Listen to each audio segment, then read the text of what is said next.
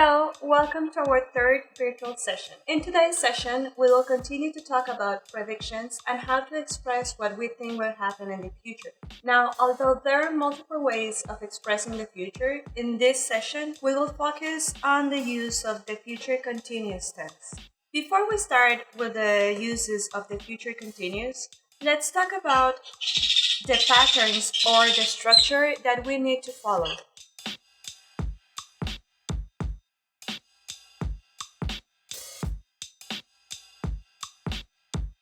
Whenever we want to use the future continuous, we need to form our sentences following this structure. We would start with the subject followed by will be and the verb with ing ending.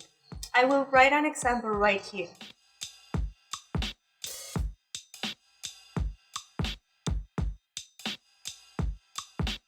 If you take a look at this example right here, you will notice that I followed this structure. I started with the subject, then I moved on with the modal verb will be, then the root of the verb, check, and I added the ing ending. And I finished the sentence with the complement. Now, this is the basic structure. Now, I'm going to move on and I'm going to explain the uses and why we would use the future continuous and what we are expressing.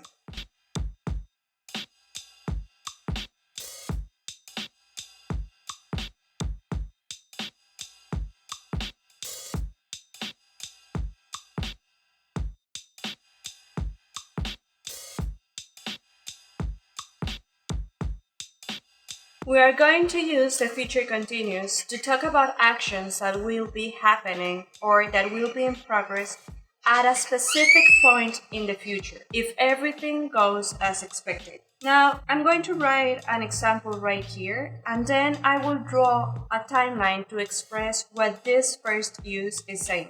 Okay, so let's work with the same example.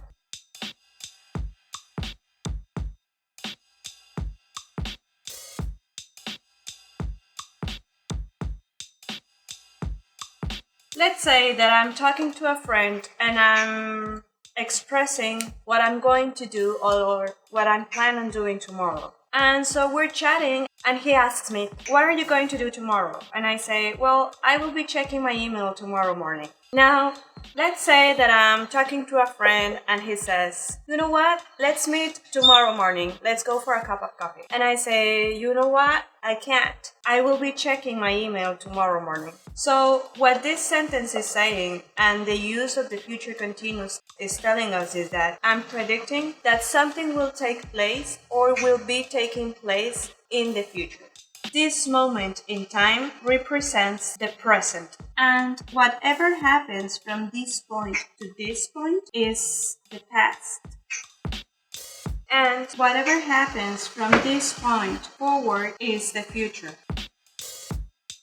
We know that this tense focuses on the future part of this timeline, so we don't need to worry about this part. What the first use is saying is that we use future continuous to express or to talk about actions that will be in progress at a certain point of time in the future. Let's work with this sentence and this timeline. In this sentence, I'm saying that I will be, so I will be in the future. That in the future, I will be doing an action.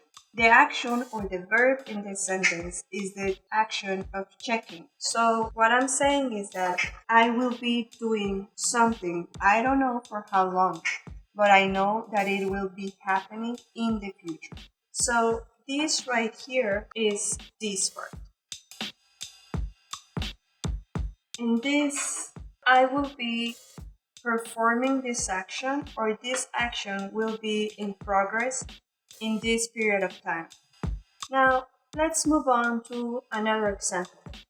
Let's say that I want to tell to a friend that tonight I will be drinking coffee if everything goes as expected. Okay? So, let's place this sentence into this timeline. I know that since we are talking about the future, I don't have to worry about the past. I know that this action will be taking place in the future. So what I would be saying is that I need to locate this action in the future. So I could say that maybe here, it doesn't really matter where you place it. It's as long as you place it in the future. These lines right here represent the action of drinking. So I'm saying that I will be drinking coffee. I'm saying that this action right here will be in progress in the future. Which part of the sentence here expresses the future? Well, we know that we're talking about the future because of this modal verb, the will, but also because of tonight. So, I will be drinking coffee tonight. Let's move on and talk about the second use for the future continuous. Let's work with the second example.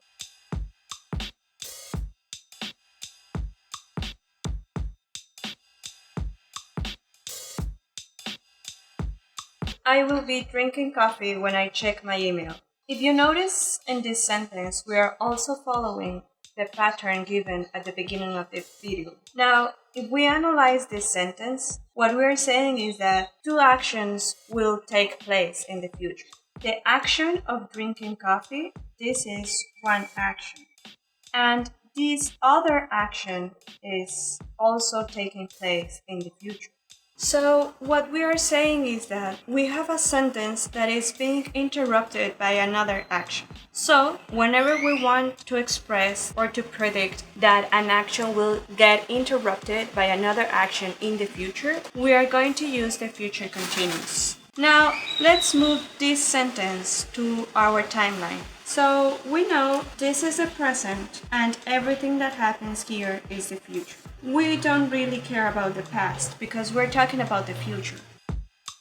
And remember that this is the present.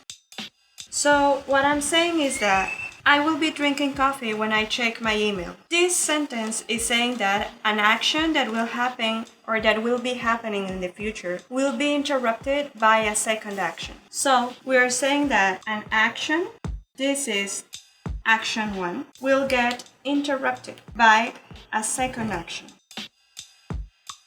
Okay? So the action of drinking coffee, which is in blue, will be interrupted by the action of checking my email, and all will happen in the future. Now, notice that this action, this first action, will happen during a specific period of time in the future. And this second action is a short action that interrupts the main action but allows the action to continue. Let's work on another example. Again, we want to identify the two actions that are happening in this sentence. So the first action is the action of reading, and the second action or the second verb that is written in this sentence is the verb call. Okay, we know we're talking about the future because of this model. So let's work with our timeline. Again, this is the present and everything that happens here is the future. This is action 1 and this is action 2. If you notice, the action that interrupts the action that is being or that is happening in the future is not written using the ing form. So, if I wanted to express this sentence in this timeline, I'm going to do it like this. I will have an action, the action of reading, will take place in the future. We don't know for how long, and will get interrupted by the action of you calling me tonight. We are using the tense of future continuous to talk about an interrupted action, the action of reading, that will be in progress in the future. This action of me reading will get interrupted by you calling me. So, future continuous in a nutshell. In today's session, we went over 3 key points in this tense. First of all, we covered and we explored the pattern of the future continuous. We said that we will always start with the subject followed by will be and the verb with an ing ending. We also said that we use future continuous to express that something will be happening in the future if everything goes as we expect. And the third thing that we explored was the uses of the future continuous tense. The first use was to express actions in progress in the future. And the second one is to express interrupted actions that were in progress in the future. That's all for today's session. Remember that if you have questions regarding this topic, you can join me tomorrow, Tuesday at 1:55 p.m. via WebEx meetings. Bye, take care.